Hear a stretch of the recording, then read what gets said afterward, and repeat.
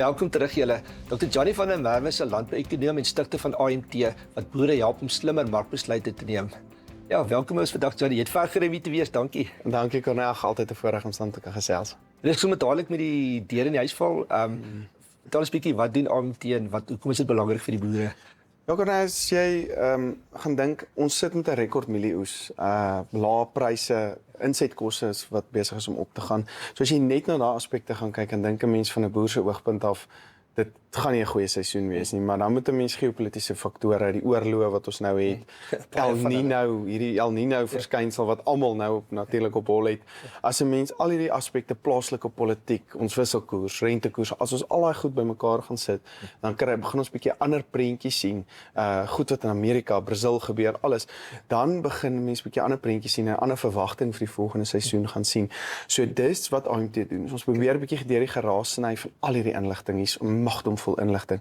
En ons probeer insig vir die boer gee om te sê, hierso is wat ons sien, hierso is hoe jy dit jou besluitneming kan affekteer en op die einde jou winsgewendheid vir die komende seisoen affekteer. So dis eintlik maar wat ons op fokus en in die verskillende bedrywe fokus ons dan ook om vir die boere markdata en inligting te gee. Kan hulle dan daai data gebruik om 'n diversifikasie besluite te neem? As jy besluit nee, volgende seisoen gaan hierdie werk of ek wil either iets anders of ek wil net diversifiseer. Nee, verseker, en ek dink jy moet begin by jou natuurlike hulpbronne en natuurlike weeromstandighede, al daai tipe goed. Hoe lyk jou situasie? En dan het ons dan ook seisonale tendense, vooruitskattings, die gevoel wat 'n mens in die mark kry as jy nou al redelike ruk daar is, om te sê dit is waartoe hierdie mark kan beweeg en dan kan jy terugwerk van daar af om te gaan sê hoe hierso my insetkostes vir dit lyk en wanneer hierdie produk in seisoen is, wanneer hy nie in seisoen is nie, en dan kan jy 'n bietjie fyner besluite gaan neem met verskillende goed om te diversifiseer. Hier's 'n nuwe produk wat inkom. Hoe lyk sy insetkostes? Hoe lyk sy mark wat moontlik ingaan? Wat is die risiko's rondom so iets om 'n nuwe produk te gaan?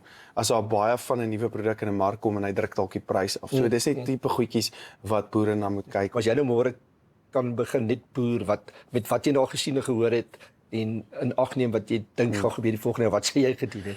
Ek sal heel eers gaan kyk wat is my plaas se kapasiteit, grond en my natuurlike hulpbron. En dan gaan kyk, het ek water, het ek grond, hoe lyk my grond? So ek sal vir die seisoen wat ek met die El Niño risiko vir my voorlê, met die geopolitiese risiko met hoër insetkostes, sal ek teruggaan en gaan kyk hoe lyk my natuurlike hulpbron en ek sal dit beter beplan en ek sal dit seker maak ek by die beste waarde daar uit. En so dis 'n baie oop antwoord eintlik, maar ek dink nie daar is een antwoord vir daai tipe vraag nie. Veral kom ons sê vat 'n mielie byvoorbeeld hierdie jaar.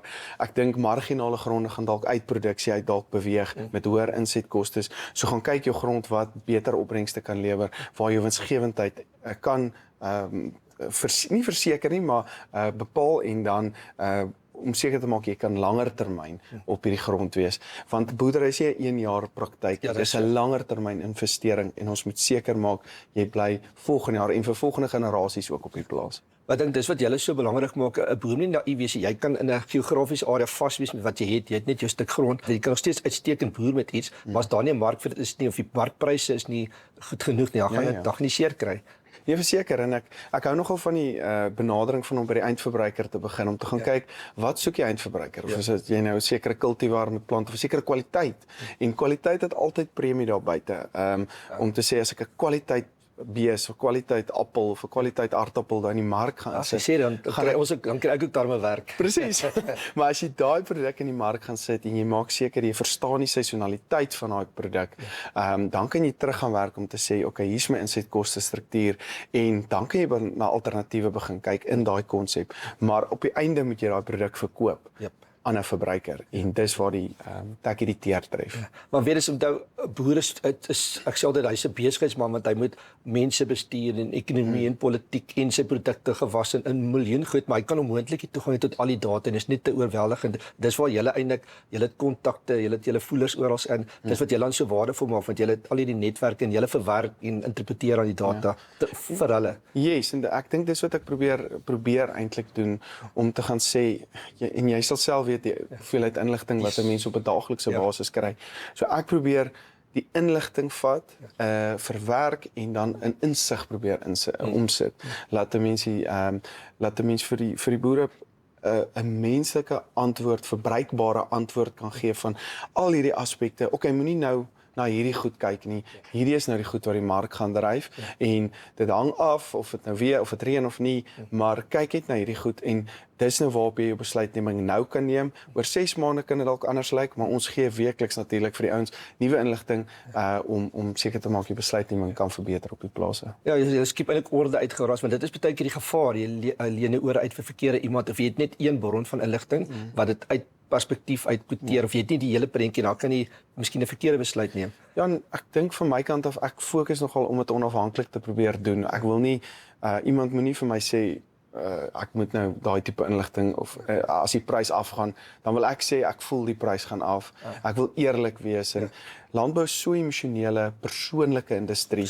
Mense wil mekaar in die oë kan kyk. Hulle wil daai tipe verhouding mekaar kan bou. So verhoudings in landbou is so belangrik en dis die benadering wat ek dan volg om te sê gee daai eerlike opregte antwoord en al gaan hy op of af, al is nie goeie nuus nie.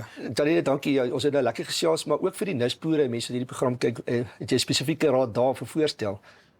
Nee, ek dink mense moet probeer beheer wat jy kan beheer. Mens is onmoontlik om natuurlik alles te gaan beheer. Maar gaan kyk na jou natuurlike hulpbron, gaan kyk na jou verhoudings in landbou en ek dink veral vir 'n klein nisboer, verhoudings in landbou is vir my ongelooflik belangrik. Vorentoe net verkoper nie, maar jou insetverskaffers ook. En ek dink op die einde mens moet dit geniet, nê? Dit is as jy 'n passie het vir dit en ek het regtig 'n passie vir data, vir inligting om hierdie goed te doen.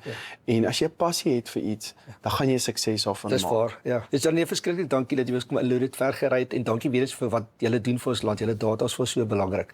Baie dankie, Corneille.